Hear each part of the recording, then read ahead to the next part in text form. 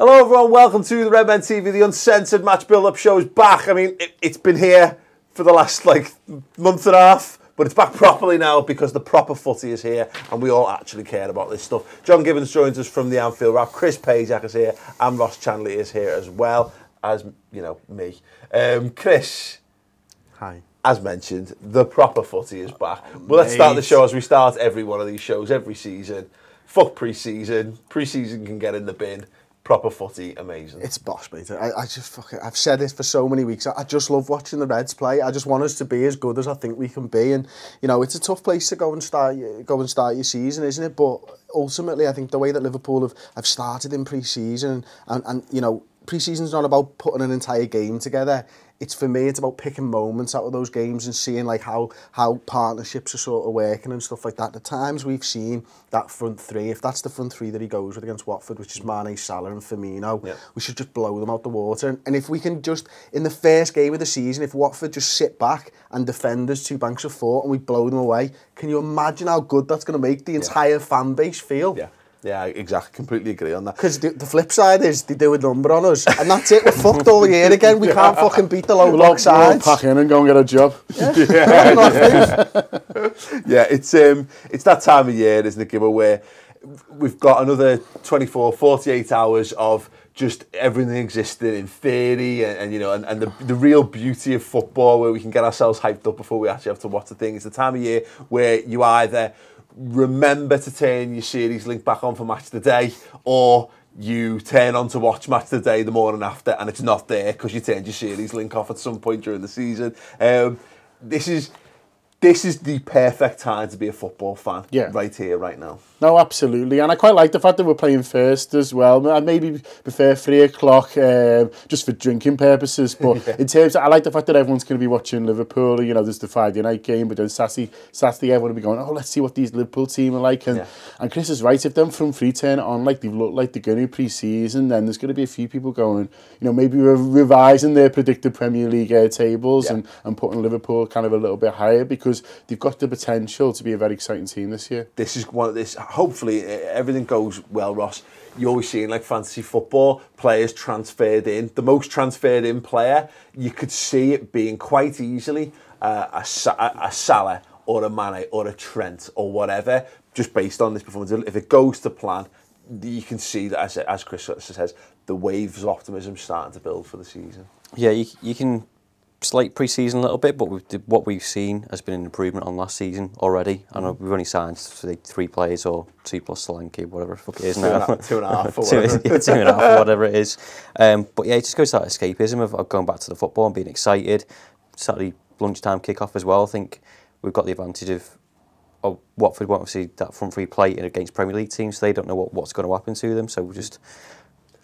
I think if there's one good thing as well about this, Chris, is that with Watford, now they've just started, the signings have just started to come in this week, so they've obviously just picked up Andre Gregg, which is a concern, which is a little bit of a concern, and they've got this Richarlison kid who is apparently a bit of a wonder kid and what have you. Well, I think defensively they're not quite as set as they were going to be. I was reading something from their local paper earlier in the week where Prodl's very much the main man. They reckon Yunus Kabul will be the guy who partners him, but Marco Silva's a good manager, isn't he? And I think he will cause problems, and he did very well against us last season as well. But yeah, you would hope that if Liverpool are able to put as much of their best attacking talent on the pitch here. This is the thing for me. This season is about us not going into games worrying about teams in the bottom half of the table or who will be mid-table and below. It's about going into this season and going, Liverpool are better than these. Liverpool have got better players than Watford. If we play to our ability level, we'll just steamroller these sides. I'm fed up of being nervous and having the fear because we're playing a team in the bottom half of the table. I want us to allay all those fears in the first 5 Premier League games. Yeah. If we go out and we get a strong start blitzing teams, start showing that attacking prowess that I know these players have, then everything else can be forgotten about, because it's like the Hoffenheim stuff for the Champions League, isn't it? We're all worried about it. They're not as good as us. They're just not as good as us at the footy. And that, you know, and when it comes down to it, most of the time when you're better and you've got better players and you've got a better manager and you've got more money to spend, you will beat teams. Yeah. And we need to remember that as fans. Yeah. It's funny because in some regards, Gibbo, last season kind of set the stall for how the season was going to go. The first 2 games of the season, you know, we were amazing against Arsenal, well, in the second half, predominantly. You know, we got an excellent result there, and then we went and struggled against Burnley, and it kind of told you, oh, wow, well done. One crotch. Yep. Sensational. I know in some regards, part of me I'd much rather be starting the season at Anfield, and I would love us to be starting with a big glory fixture to get everyone pumped up for it. But kind of as Chris says, this team needs to learn to be better in these games. So having this as the primary focus for the start of the season, all the attention is, there's Watford. How do we go about beating Watford? I'm hopeful that could help us set the stall out for the season. Yeah, I think you're right there. I haven't thought about it like that, but it's almost the best way for Liverpool to lay a marker down, isn't it? Because if we'd have beat Watford at home, example, then people are saying, oh, you know, no lesson learned. If we beat exactly. The big team. Whereas, if we beat a big team, then we did that last year. So I think although we won at Watford last year in that period where we were grinding results out, if we can go there and play well and kind of, you know, dominate the game, beat them in terms of great attack and play rather than a kind of a wonder goal, if you like, then I think it does kind of, you know, make people take notice and says this about the season. It's interesting when you look at Liverpool, because maybe more than other teams, if you look back past on the last sort of 20 seasons or so, the start of our season has kind of determined how we've done, really. And, you know, for other teams, that's not really been the case. We've seen Man City come out the blocks, you know, a few times, 5-6 in a run, and everyone's like, bloody hell, you got to watch them. And then it just kind of hasn't quite happened for them. But if you look at our seasons where we've done well, we've generally started well. You look at 13-14, 08-09, and a couple of other seasons where it hasn't quite, you know, we've started slowly, and we've generally kind of struggled like that throughout. So I'm hoping for a good positive performance from Liverpool on Saturday. I mean, all this is the note of caution, Ross, and we've kind of alluded to it, is that Vicarage Road is a twat of a place. You know, we've had, you know, go back the season before last, horrendous. One of me and Chris's genuine worst days going to watch the footy. Was that the Bogdan call? That was the Bogdan game. And then, as Gibbo was kind of saying, it took an Emre Can goal of the season to get us 3 points there last time. There has got to be a note of caution to this, that it's not. They've got a good manager. They've signed a couple of players that could cause us problems. It might not be straightforward. Yeah, if you look back at them 2 seasons, like you just said, Bogdan was playing. The situation we're in now, we don't have Bogdan in goal for one, and the improvement in our team. Not more positives. The improvement of our team from all the times we've been to Vicarage Road before. We're in a position now where I think we're just going to be much better than we are. You look at the season now of coming up, you can look on the bench now and go, you know, it's not going right.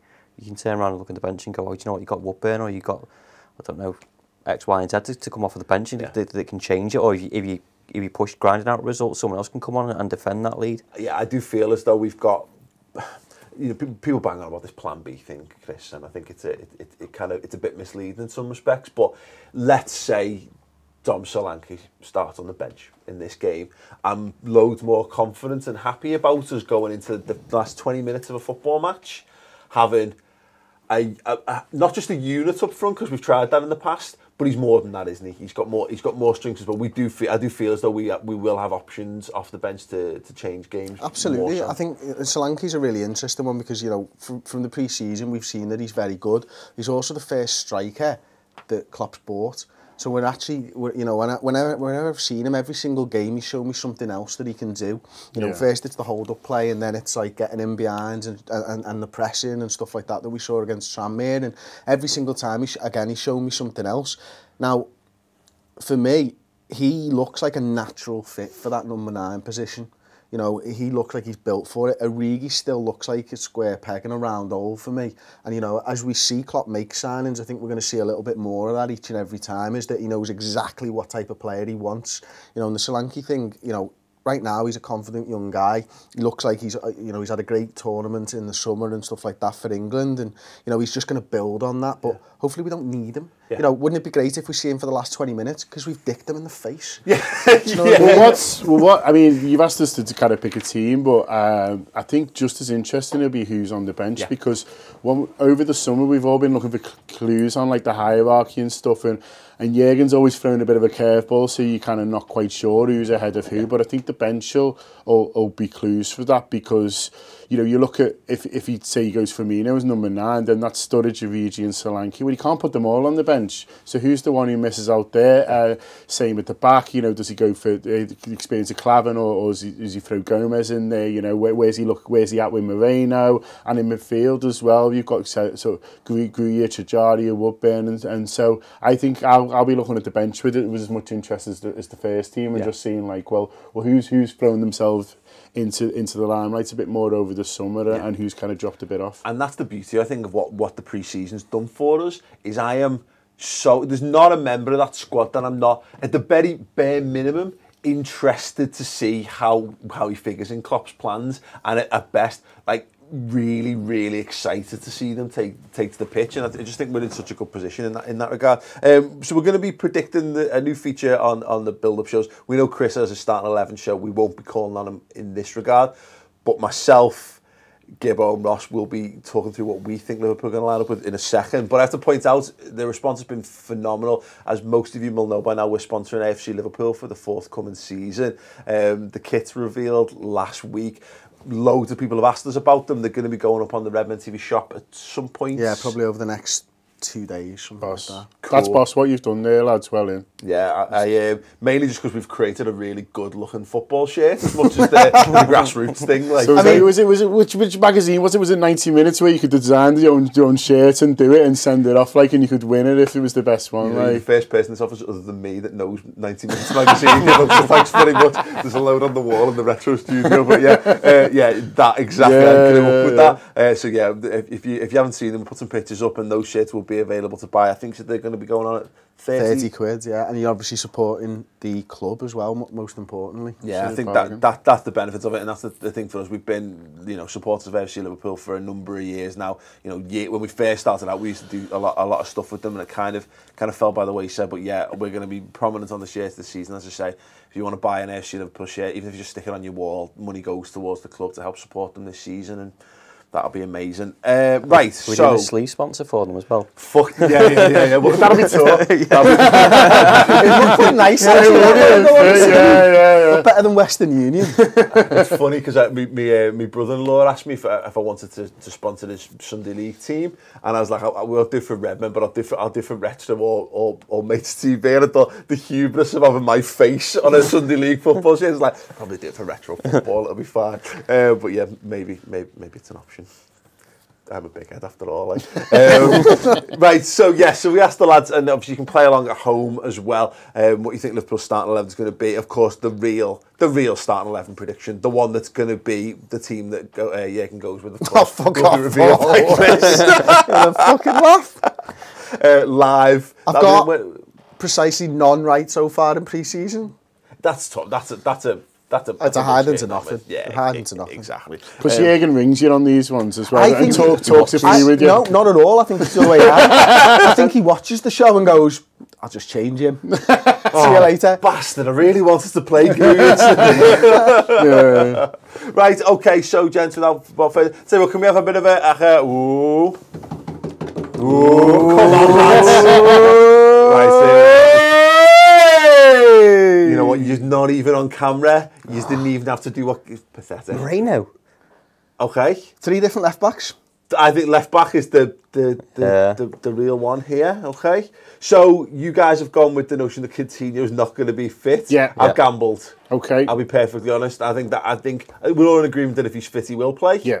But if he's not, he won't. Yeah. I think your team looks a bit more balanced. So the worry about my midfield is, and it's interesting we've got Shannon Hendo the other way around, but I think it's a little bit too workmanlike, and I think Watford it'll be a battle, and they're a massive team, aren't they? But when I wrote it down, I was like, you haven't quite got that player to link midfield and attack with Lallana out and without Coutinho. So I think if they can get him on the, I think if they can get him. Strong social game. If they can get him on the pitch, that's when we start 11. If they can get him on the pitch, they will. But I think it's more likely to be. I agree with 2 things. I agree that you've completely got Henderson and Chan in the wrong positions there. But I don't think Gibbo said that. He just said it was interesting that you've got them the different way around. I'm sort of thinking what Paul said. I thought that. I'm just being polite because I'm a guest. Shit, this game, isn't But no, I agree with the midfield thing, let's because this is, I think, the problem we had at Watford away last season, and you can see the difference Adam Lallana coming off the bench in that game made to the fluidity of the thing.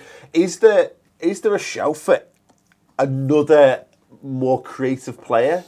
I think it's Woodburn, and then it's just a big ask, isn't it? You know, we're all saying we want to see more from him this season, but I just think first game of the season, as I say, and especially how big kind of Watford are, really, he's maybe an option on the bench, and I expect him to make the bench. You know, if there's something that you kind of need to do, but I think maybe it's just a game too early for him. Yeah. Can I make a shout then? You know, we've not seen any evidence to back this up, and I'm not saying that this is what I think it is. Firmino, but you could drop Firmino into a centre attacking midfielder role. Yeah, absolutely, and play a striker up ahead of him and have it more like a 4-2-3-1. Still, hopefully, got the movement between Salah, Firmino, and Mane. But maybe someone to just lead that line a little bit. He might go 4-2-3-1 because he did a bit of that in pre-season, didn't he? Where's that? He did do a bit of that in pre-season, so he might do that and then sacrifice a midfielder and because Firmino looked pretty good in a 10. Somewhere, Bilbao was it? They all kind of blend, don't they? It was Bilbao. He looked really good as a 10 there. So you might do that, and then you're pushing Salah. You say blend, you mean drunken Blair? Same thing, innit? Salah and Mane wider, and then it gives you a chance to get an attack on the pitch. So I quite like that. Yeah, it's a possibility. The problem is what we've learned about Jurgen Klopp is that whenever we think, he might do something out of the ordinary, he never does anything out of the ordinary. It's because it's a thing that, you know, if I was Liverpool manager, which you don't want ever, by the way. that would be something that I'd consider, but when I'm doing my starting 11, I can't consider that because it just won't happen. Yeah, exactly. And we drew attention to it, but we haven't talked about it yet. The left back thing, 3 different left back options there. I agree, actually, in as much as I went very close to putting Milner in there. Yeah. My only thinking on it is that if we're playing, my feeling is this season when we're playing against teams that play defensively or are going to park the bus against us, we might just be more attacking in a general sense. But I don't know. I think I do agree, Gibbo, that if we're going to go with I think you've gone for the team there that based on what we know from Jurgen last season, that's the team most likely to start. I think. Yeah. Do you think there's a possibility though for it could be a Robertson or a Moreno? I think Moreno more likely than Robinson, just because he started the last 2 games and performed well. I think he hasn't had a huge look at Robertson yet, which makes me think that he's just going to be a bit more gradual in terms of blood in him, which is fine. On the Moreno thing, I think there'll be a temptation because of how well he's played. I'm just thinking he might look at the other side and think I've got young Trent there, and although we've got a lot of faith in him, you know, it's still not quite as dependable as Klein is yet. So I'm thinking he might think, you know, I'll go with Milner, and then maybe that's a change because, you know, it's a 90-minute game, isn't it? And so, there might be he's not quite sure what Watford are going to do because it's a new manager. You know, they bought a few players this week, so you might just think Milner's be more dependable one, at least 60-65 minutes. If I get to that point and Watford, you know, it's 0-0 and Watford are obviously just trying to take a point, then I think a more attacking fullback might come into the thinking there. Interesting. I think your left back would work better with his centre midfield, and your left back would work better with that Workman-like midfield. Yeah, it's an interesting point. Yeah. Good luck, Jurgen, figuring that shit out. Thanks very much. Yeah, if you agree or disagree with the 11s, in fact, if you can individually put name on their 11 and whether you what you think is wrong with each of them, that would be great, because comments and the algorithm, and also, you know what, shits and giggles. Drop an algorithm like as well, lads. Yeah, an algorithm, I like for the algorithm. Another thing to mention then, coming up right now, so I was lucky enough, thanks to the people at BT Sport, to go down to their ridiculously big studio and interview Steven Gerrard. There's a clip of that should be out available now on the YouTube channel, but the full thing is available on the redmentv.com. So you want to go over there and sign up, £5 a month, and you get the full Steven Gerrard interview where I got him talking about 80s toys, and the fact that he's probably going to buy He-Man figures for his son at some point in the future. So, you know, Steven Gerrard's definitely never answered a question like that before, and a few more like that as well. Score prediction, first one of the season. Ross, set your stall out. 4-0. Wow. Do you know what, I was going to say 3-0, but I thought it was a bit like too overconfident, but it feels like, you know, sensible almost. Yeah, I can just see us really doing a number on the 3-0. Okay. Where'd you go from there? I think it's a good time to play. I was going to say 8. I was going to say 3-0 again, but I think I agreed with you on something else before, so now I'm just going to say 4-0. Thanks, and agree with Ross this time. Thanks, man. Wow, first time for everything. That's great. Including the direction of the social media. Yeah, you know what? I hate not being the most optimistic one, and I've just done the season preview and put Liverpool lowest in the league positions. I feel like I should go 5 here, but go ahead, I will. 5-1. 5-1. And it gives us all reason to think that we need to go and push on for Van Dijk, because we still conceded a soft goal. 1-0 down. 5-1 up, that'll do. Score predictions then in the comments below. Drop a like on this video, because for the algorithm, because fuck it. Loads more interesting stuff coming up as well. We've asked a whole host of people around the Liverpool scene for their thoughts on pre-season, how the season's going to be going. We've done a season preview with Gibbo right here that's going to be going on the website. The Steven Gerrard interview, the aforementioned, and the starting 11 prediction, which will be live. Yeah, why not? Why not? Why not? Because the internet in is terrible. It's fucking terrible. But yeah, it's fine. It'll be good fun nevertheless. Thanks for watching. Of course, as I mentioned on the preview show, go over to the Anfield Wrap. If you want more Gibbo than you need more Gibbo in your life. Yeah, obviously, guys, you've got the podcast market cornered as far as Liverpool goes. The best place to get Liverpool podcasts. Thanks very much. Very kind. No, I don't have to say that. You didn't. That's not the payment for you coming in. I got a cup of coffee. A couple of cups of coffee. Cheeky bastards. Exactly. Well, No anyway, biscuits though. Yeah, absolutely. Thank you very much for watching. Enjoy the season. We'll be back post-match for more Watford content. Until then, keep smiling, enjoy the new Premier League season, and hopefully we're back here with massive grins on our faces later on Saturday.